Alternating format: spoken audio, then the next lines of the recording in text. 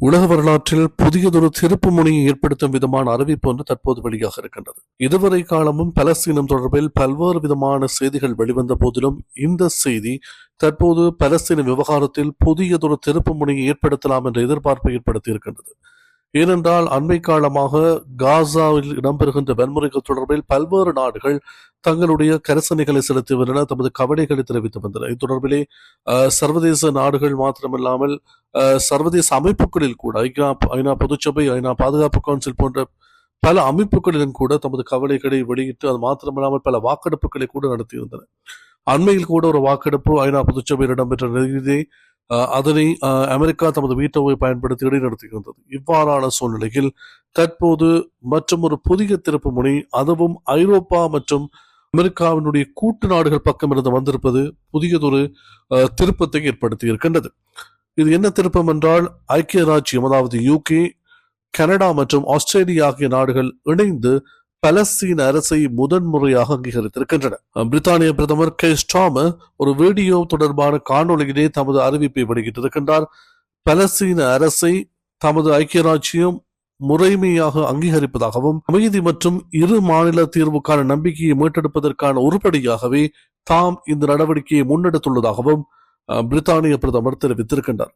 மறுபுறம் கனடா இதற்கான ராஜதந்திர நடவடிக்கைகளிலே ஏற்கனவே ஆரம்பித்திருந்தமையை நாம் தெளிவுபடுத்த வேண்டும்.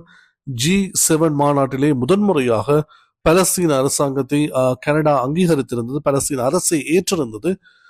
இதன் அடிப்படையில் கனடிய பிரதமர் மார்க் கார்னி பலஸ்தீனம் மற்றும் இஸ்ரேலியம் ஆகிய இரண்டு நாடுகளுக்கும் இடையில் அமைதியான எதிர்காலத்தை உருவாக்குவதில் கனடா தமது முழுமையான பங்களிப்பை வழங்குவதாக தெரிவித்திருந்தார். அது மாத்திரமல்லாமல் அமைதிக்கான தமது நாட்டின் உறுதிப்பாட்டை தொடர்ச்சியாக தாம் வலியுறுத்துவதாகவும், பலஸ்தீன ஆணையகம் தொடர்ச்சியான அமைதியான சகவாழ்வுக்கு தாம் வழங்கி வந்த ஆதரவை தாம் தொடர்ந்து வரவேற்ற ரீதியிலேயே, அதாவது பலஸ்தீன அரசை தாம் வரவேற்பதாகவும் கனடா தெரிவித்திருக்கின்றது. இந்த சூழ்நிலையிலே ஆஸ்திரேலிய பிரதமர் மற்றும் ஆஸ்திரேலிய வெளியுறவுத்துறை அமைச்சர் இணைந்து ஒரு கூட்டறிக்கையை வெளியிட்டிருக்கின்றார்கள். தாம் சுதந்திரமான மற்றும் இறையாண்மை கொண்ட ஒரு நாடாக பலஸ்தீனை அங்கீகரிப்பதாக அவர்கள் இந்த அறிக்கையினை வெளியிட்டிருக்கின்றார்கள். ஏற்கனவே காசாவில் தற்போது கைது செய்து தடுத்து வைக்கப்பட்டிருப்பவர்கள் விடுவிக்கப்பட வேண்டும் எனவும், இதன் மூலம் அமைதிக்கான உத்வேகத்தை மீண்டும் தூண்டுவதற்கான ஒரு முயற்சியாக இது அமையும் எனவும் அவர்கள் தமது அறிக்கையில் சுட்டிக்காட்டியிருக்கின்றார்கள். ஆகவே 3 பிரதான ஐரோப்பிய நாடுகள், அதாவது அமெரிக்காவினுடைய நட்பு நாடுகள் இணைந்து தற்போது பலஸ்தீனத்தை அங்கீகரித்திருக்கின்ற இந்த செய்தி ஐநாவின் பொது கூட்டத்தொடர் எதிர்வரும் நாட்களில் ஆரம்பிக்கப்பட இருக்கும் நிலையில் ஒரு மாபெரும் திருப்பத்தையும் ஒரு அதிர்ச்சிகரமான நிலையையும் தற்போது அமெரிக்காவுக்கு ஏற்படுத்தி இருக்கின்றது. ஏற்கனவே அமெரிக்காவின் பிரதான நட்பு நாடாக கருதப்படும் ஐக்கிய ராஜ்யம் இந்த எடுத்திருக்கின்ற இந்த முடிவு சர்வதேச அரசியலிலே ஒரு பெரும் திருப்பு முனையை ஏற்படுத்தி இருக்கின்றது பலஸ்தீன் விவகாரத்திலே. ஆகவே எதிர்வரும் ஐநா பொதுச்சபை கூட்டத்திலும் இது தொடர்பில் முழுமையான கருத்துக்களை இந்த நாடுகள் வலியுறுத்தும் எனவும், அது மாத்திரமல்லாமல் ஐநாவுடைய பொதுச்சபை கூட்டத்தின் போது பெல்ஜியம் மற்றும் பிரான்ஸ் போன்ற நாடுகளும் இவ்வாறு இந்த பலஸ்தீன் அரசை அங்கீகரித்து அதற்கான முன்னோடியான செயற்திட்டத்தில் கைகோர்க்கும் எனவும் எதிர்பார்க்கப்படுகிறது.